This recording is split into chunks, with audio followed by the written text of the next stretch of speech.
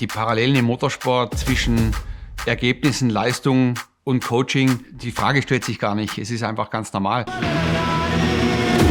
Wir fahren nach dem Rennen nach Hause, reflektieren, was ist passiert und machen eine ganz brutale Analyse. Und es ist ungeheim wichtig, dass das Team einfach auch zusammenpasst und die Leidenschaft für das gemeinsame Ziel hat. Die Mitarbeiter sind eine der 4 Säulen bei KTM, neben Internationalisierung, Innovationsführerschaft und Globalisierung. Ich habe die Abteilungsleitung übernommen bei uns im Einkauf. Dadurch hat sich dann einfach auch ein neues Aufgabengebiet damit ergeben. Neue Herausforderungen, einfach auch neue Erwartungen an mich als Person. Ich habe andere Erwartungen an mich als Person gehabt. Und daher war dann Coaching die Variante, wo ich gesagt habe, okay, da kann ich wirklich auf spezifische Situationen einfach auch Antworten erhalten, damit ich mich da als Führungskraft, aber auch persönlich weiterentwickeln kann.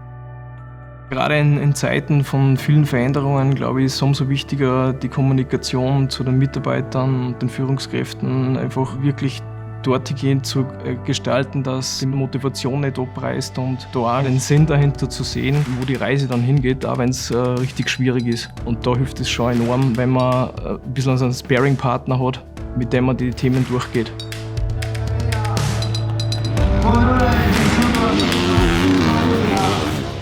Es hat mit meiner Coaching super geklappt. Ich glaube, ich habe wirklich eine super Vertrauensperson gefunden. Diese Chemie hat es gegeben von Anfang an. Das finde ich sehr wichtig, weil man muss die Person mögen, damit man sich öffnen kann, damit man so einer Person vertrauen kann. Und da habe ich wirklich bei der Auswahl sehr viel Glück gehabt.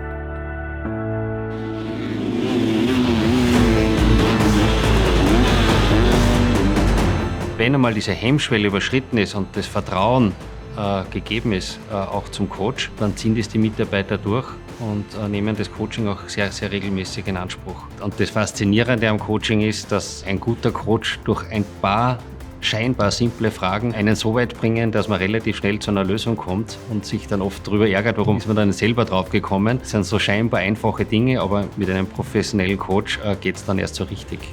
Für mich war dann auch der ausschlaggebende Punkt, ich habe eine Dame gewählt, die noch eher jung ist und sie vor allem auch darauf spezialisiert hat, Frauen in Führungspositionen. Ich bin in einer Position, wo man einfach wirklich gesehen wird, wo man Entscheidungen treffen muss und da ist es trotzdem für mich nochmal so ein Punkt, wie kann ich da in einer doch männerdominierten Branche einfach wirklich auch Fuß fassen und mich einfach auch beweisen. Also dein Coach arbeitet für dich ähnlich wie im Sport, ein Coach im Sport.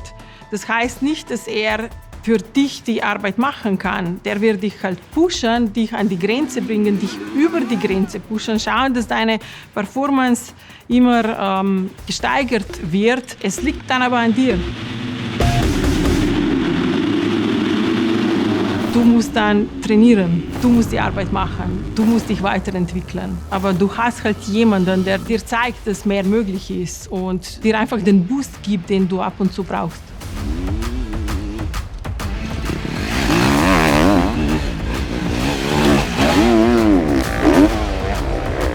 Manchmal brauchst du Hilfe von außen, aber du musst natürlich auch selber offen sein und bereit sein dazu, etwas zu lernen, etwas anders zu machen, etwas zu verbessern, weil wenn ich es genau gleich mache wie immer, wird es ja wahrscheinlich nicht besser. Also das ist mal eine ganz eindeutige Basis für Erfolg und um auch in Zukunft Erfolg zu haben, weil der Erfolg von gestern, der bringt mir halt morgen schon nichts mehr.